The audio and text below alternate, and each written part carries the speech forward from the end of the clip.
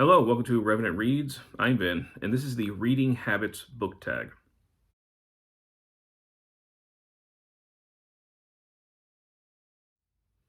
So this tag was created many years ago. I was tagged by Richard over at History Lit, and he couldn't really trace exactly who began this tag. I think this is from the earliest days of booktube, and it's just kind of been lost in the ether. And this seems to be something that he has sort of found and he's resurrecting, and he was kind enough to tag me in it.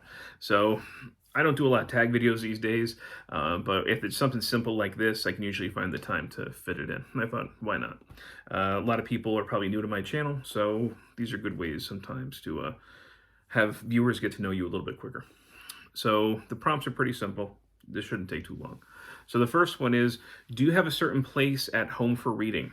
Sort of. I mean, this is the room. This is usually where I'll read if I am just going to sit down and read, try and get away from the family.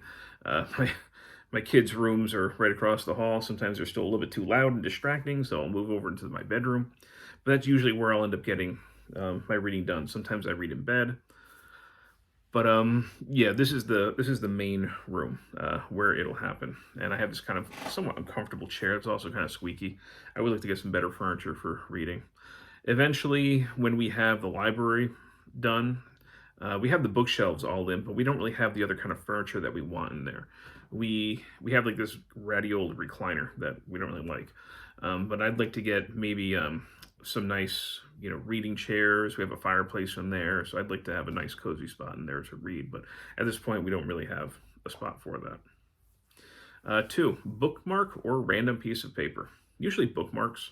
If I open up this desk here, I'm always getting bookmarks from like the local bookstores, so I have a pretty ready supply. If I don't have one of those handy, then yeah, I'll grab a piece of paper. But usually I have bookmarks, plenty of bookmarks to mark my page. I do not dog ear. I think that is horrendous looking. So no, I'm very anti-dog ear, even though that's not part of the question, but it's certainly a bookmark. Three, can you just stop reading, or do you have to stop after a chapter or a certain amount of pages? Usually I need some kind of visual break for me to really, usually I'll kind of look ahead a little bit to see, not read ahead, but I'll see if there's a break or if there's the end of the chapter, and I'll try and at least get up to that before I stop reading. So I like those kind of like mini goals as I'm reading through.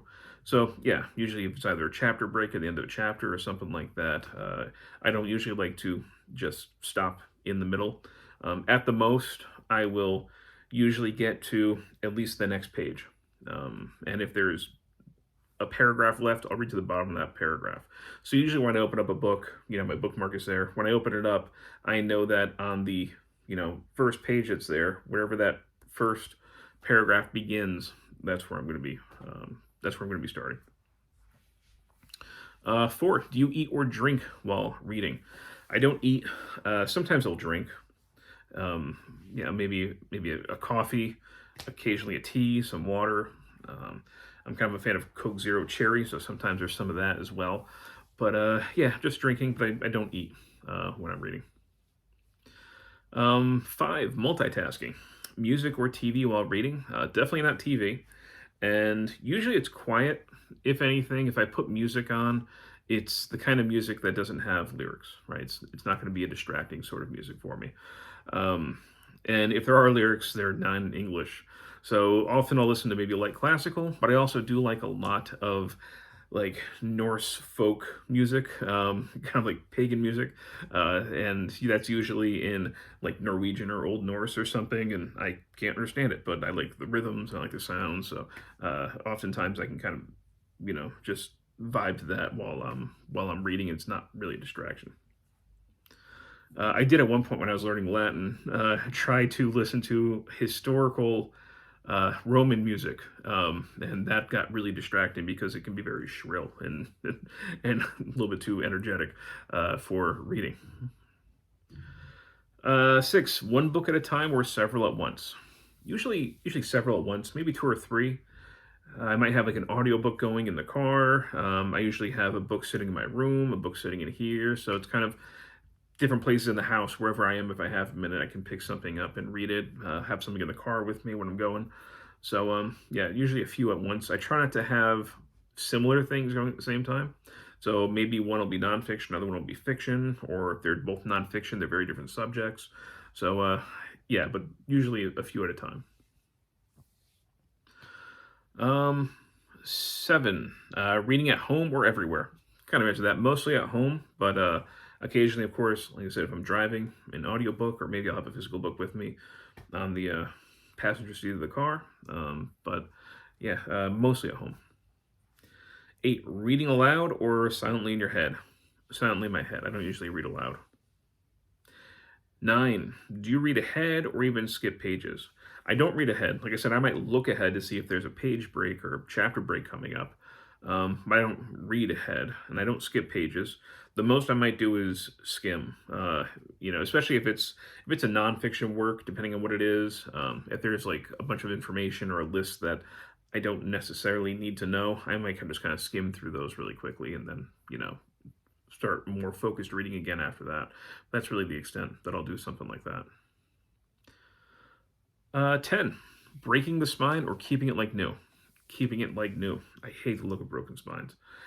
So yeah, if you were to look in my library, you would not know that most of the books that were in there have actually been read. I'm usually very careful about keeping books as much like new as possible. That's just one of those anal retentive things about me. I like to keep my books looking good, lasting a long time. Yeah, I don't like bending pages. I don't like ripped pages. I don't like cracked spines. Like I said, I hate that dog-eared look. So yeah, as much like new as possible. So yes, if you were to go into my library, I mean the downstairs one, these are my TBR shelves. All of those books, pretty much, a few of them are my wife's, but pretty much all those books are books that I have read, although most of them look like new. And 11, do you write in your books? No, I don't. I can understand little marks here and there. That sort of thing doesn't really bother me. I, in some ways, kind of admire the people who can freely engage with a book in that way, writing in the margins. There's something about that is very appealing to me. Part of it is I don't like my own handwriting in that way, and I don't want to go back through a book and necessarily engage with myself when I'm rereading it. So instead of looking at my scribbles, my terrible handwriting, I would much rather use like the little tabs, like the sticky note tabs. I use those. If you ever watch my videos, you'll often see those things sticking out. And if there's a particular thing that I want to try and remember, I'll often just open up my phone, and I usually have like a Google Doc that's running of reading notes, and I'll just dictate into the Google Doc whatever thoughts I have in the page number, and then close it, and then I keep on reading. But that's about it. Usually it's just the sticky tabs, though.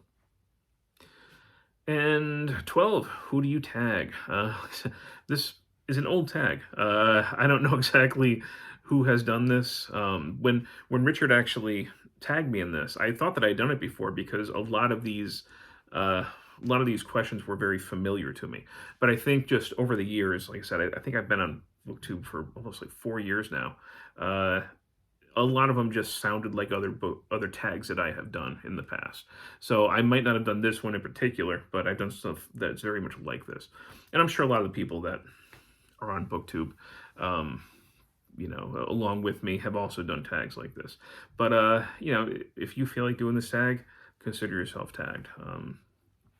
I've gotten out of the habit really of tagging a lot of people, especially because I don't necessarily have a lot of room or time for tags myself. Not that I don't mind getting tagged. I've said this in a video about a month or so ago. I'm definitely honored when people tag me. I enjoy it. I'm glad that they would want to hear my answers. I just don't always put the pressure on myself to get it done these days. Like I said, this one was pretty short, and I figured I can get it in. So if you want to do this tag, consider yourself tagged. So anyhow, I want to thank Richard for tagging me in this in the first place. And yeah, whoever created this, I don't even know if you're on BookTube anymore, but thanks for creating it. And as always, thank you, BookTube.